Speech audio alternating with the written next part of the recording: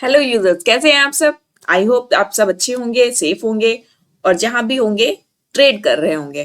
तो welcome to our crypto lovers in my YouTube channel. चलिए start करते हैं आज की अपडेट्स, देखते हैं क्रिप्टो मार्केट के क्या हालात हैं। सबसे पहले शुरुआत करते हैं शिबा इनू से। शिबा इनू जो कि एक dog theme based ma'am currency है, इसका एक्सेप्टेंस की अडॉप्शन की बात करें तो काफी टाइम से most of the big companies इसे अपने पेमेंट मेथड में एक्सेप्ट कर रही हैं। इसमें एक नया नाम शामिल हुआ है अमेरिकन एयरलाइंस और एयर कनाडा का। अमेरिकन एयरलाइन जो वर्ल्ड की लार्जेस्ट एयरलाइन है, उसने अपने पेमेंट गेटवे में एड ऑन किया है शिबा इनू को। एफसीएफ पे के द्वारा वो अपने यूजर से एक्सेप्ट करेगी शिबा इनू को एयरलाइन टिकट्स खरीदने के लिए। अगर एफसीएफ पे की मैं बात करूं तो बेसिकली ये क्रिप्टो पेमेंट गेटवे प्लेटफॉर्म है जिसने ट्वीट करके इस बात की जानकारी दी कि अब अमेरिकन एयर और एयर कनाडा, इन दोनों कंपनीज जो कि वर्ल्ड की लार्जेस्ट और एयरलाइन कंपनीज है, वो अपने यूजर्स को जो कि एयर टिकट बाय करना चाहते हैं अपने ऑप्शन में एड ऑन करवा रहे हैं शिबा इनू को। इसके अलावा होल्डर्स जो हैं वो प्लेटफॉर्म पे डेबिट कार्ड के थ्रू फ्लाइट्स को बुक कर पाएंगे, जिसमें वो 20 stable coin as well as Shiba Inu को भी पेमेंट ऑप्शन में चूज कर सकते हैं। तो ये अपने आप में एक अच्छी बात है। इससे ये होगा बेसिकली जो क्रिप्टो लवर्स हैं उनके लिए और ज्यादा एक्सेसिबल हो जाएगा कि अगर उनके पास कॉइन्स है तो इसके थ्रू वो एयरलाइन टिकट्स भी बाय कर सकते हैं। जैसा कि हमने पिछले काफी टाइम से देखा है, मोस्ट ऑफ द कंपनीज अपने पेमेंट मेथड में इन चीजों को एड ऑन कर रही है। तो अब यह कहीं ना कहीं डिपेंडेंसी कम होती जा रही है जो हमारी फिएट करेंसी है, जो क्रिप्टो करेंसी को लेके एक पॉजिटिव नोट है। नेक्स्ट अपडेट के बारे में, हाल ही में कॉइनबेस वॉलेट ने अपना सपोर्ट हटा दिया बीसीएच, ईटीसी, एक्सएलएम और एक्सआरपी को, ये कह के कि इनका जो यूसेज है वो बहुत ज्यादा लो है उनके प्लेटफॉर्म पे। बेसिकली जो क्रिप्टो वॉलेट कॉइनबेस है उसने अपने सपोर्ट को हटाने के पीछे ये रीजन दिया है कि जो एग्जिस्टिंग एड्रेस है वो टाई अप हो गए हैं यूजर्स के और उसका जो यूसेज है बहुत ज्यादा लो है, इसलिए उन्होंने बीसीएच, एक्सआरपी, इथेरियम क्लासिक और एक्सएलएम ऐसे कॉइन को अपना जो सपोर्ट है अब वो आगे से नहीं देंगे। क्रिप्टो फर्म्स जो हैं उनकी तरफ से लो यूसेज दिखाया जा रहा है इन 4 टोकन पे उनके प्लेटफॉर्म पे। सो अपने आप में अच्छी बात तो नहीं है, लेकिन अब एक प्लेटफॉर्म क्या कर सकता है। अगर उसको यूसेज नहीं मिलेगा, ट्रांजैक्शंस नहीं होंगे, तो उनके लिए भी एक मजबूरी वाली सिचुएशन हो जाती है कि वो कब तक अपने सपोर्ट को बरकरार रख सकते हैं।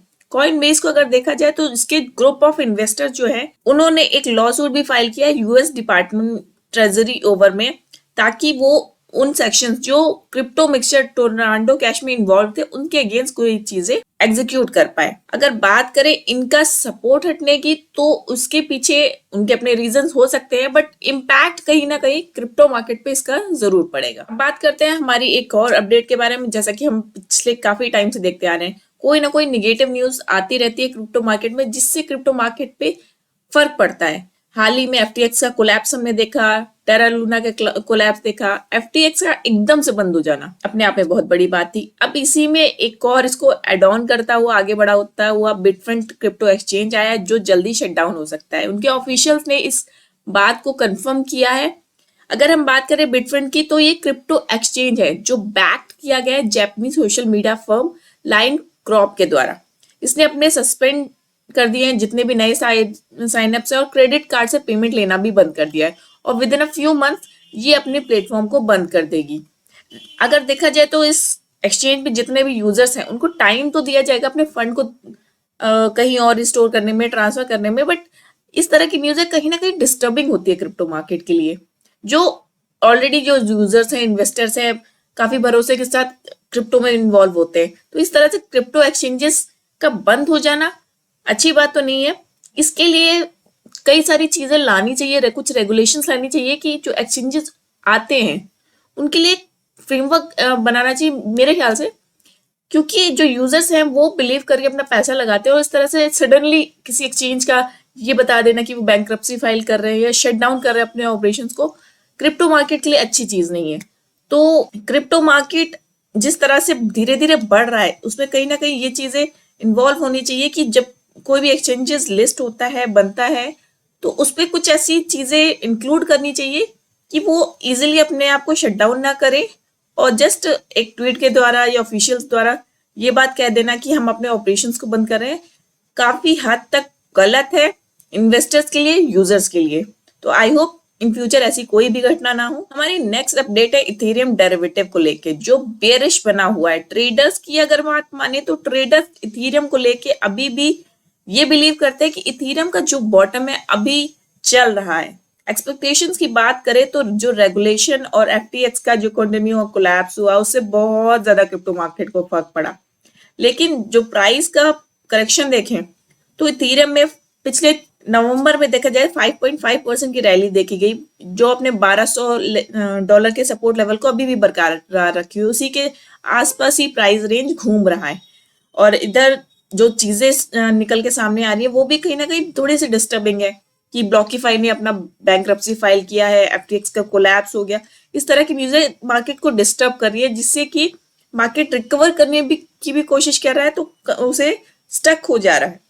अगर बात करें हम इथेरियम के, तो इथेरियम अपने बियर मार्केट को कंटिन्यू कर रहा है। अगर देखा जाए काफी टाइम से इथेरियम में कुछ खास बड़ा पंप देखने को प्राइस में नहीं मिला। एक अच्छा करेक्शन के लिए हम वेट कर रहे हैं कि इथेरियम में एक अच्छा करेक्शन, प्राइस करेक्शन हमें दिखे, जिससे कि इथेरियम और ज्यादा बढ़े और एक रैली लेके आए। अगर जो प्रो ट्रेडर्स है उनकी माने तो एक पैनिक लेवल एग्जिस्ट कर रहा है, और जो ट्रेडर्स की ये भी मानना है कि अभी जो है इथेरियम अपने बॉटम की तरफ जाने के लिए और ज्यादा प्राइस को ड्रॉप कर सकता है। इन फ्यूचर अगर देखा जाए तो अभी चार्ट यही शो कर रहे हैं कि जो डेरिवेटिव ट्रेडर्स है वो बेरिश में ही है इथेरियम फ्यूचर्स को लेके, और इसका निगेटिव ही जा रहा है कि जो प्राइस रेंज है वो बिलो ही जा रहा है। बट इन फ्यूचर हम यही उम्मीद करते हैं कि चाहे वो डेरिवेटिव हो चाहे स्पॉट हो, इथेरियम अपने प्राइस लेवल को क्रॉस करे। अभी जो सपोर्ट लेके चल रहा है $1200 का, उसको क्रॉस करे तभी एक अच्छी रैली देखने को मिलेगी। अब बात करते हैं हमारी नेक्स्ट अपडेट के बारे में। जैसा कि एफटीएक्स का कोलैप्स हुआ था, इसके बाद हैकिंग भी हुई थी, जिसे काफी सारा फंड हैकर्स द्वारा चुरा लिया गया था। इस चुराए हुए फंड को यूज किया गया है OKX पे बिटकॉइन मिक्सचर के द्वारा। अगर बात करें ऑन चेन एक्टिविटी की, तो उससे कहीं ना कहीं ये पता चला है जो हैकर्स है जिन्होंने एफटीएक्स से फंड की चोरी की थी, उन्होंने 225 BTC जिनकी वर्थ करीब 4.5 मिलियन है, उसे ले गए हैं OKX एक्सचेंज पे। ये अपने आप में एक बहुत बड़ा हैकिंग एक्टिविटी था जिसमें इतना सारा फंड चोरी किया गया।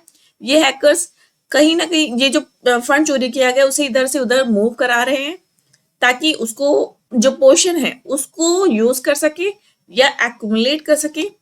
ये सोच उनकी तो अभी पूरी तरीके से उजागर नहीं है। अभी उन्होंने जो स्टोलन फंड था उसे वो OKX एक्सचेंज पे ले गए और उन्होंने वहां पे बिटकॉइन मिक्सर, चिप मिक्सर को यूज किया।